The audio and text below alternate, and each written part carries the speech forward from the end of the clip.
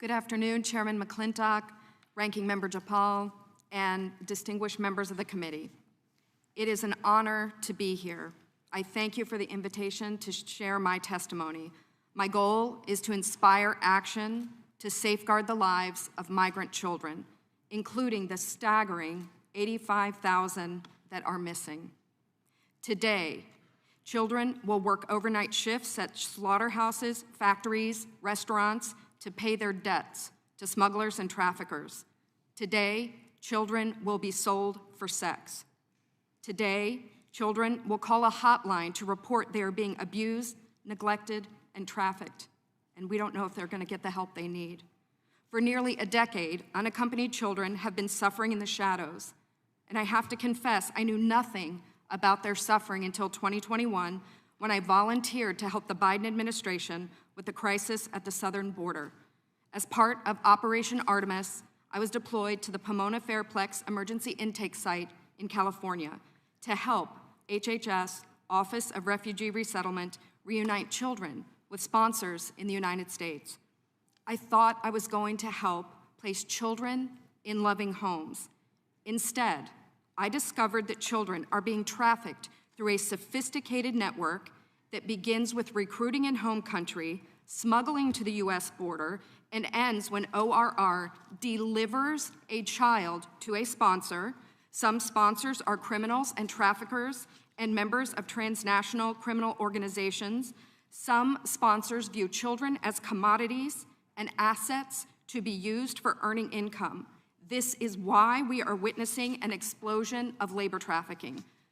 Now, whether it's intentional or not, it could be argued that the United States government has become the middleman in a large-scale, multi-billion-dollar child trafficking operation that is run by bad actors seeking to profit off of the lives of children. As for me, my interest is the safety of the children. I do not view this as a political issue. I view this as a humanitarian issue. I assure you, my motives are the highest and best. I want the children protected. So I want to tell you some of what I witnessed personally at the Pomona Fairplex.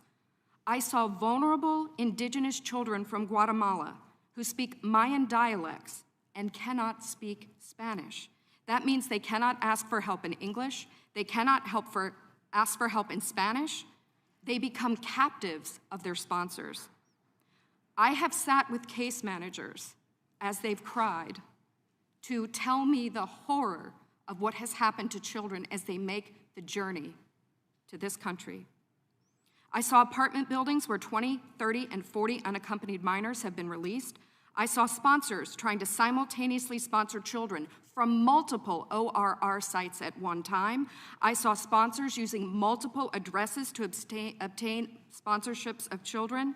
And I saw numerous cases of children in debt bondage, and the child knew they had to stay with the sponsor until the debt was paid.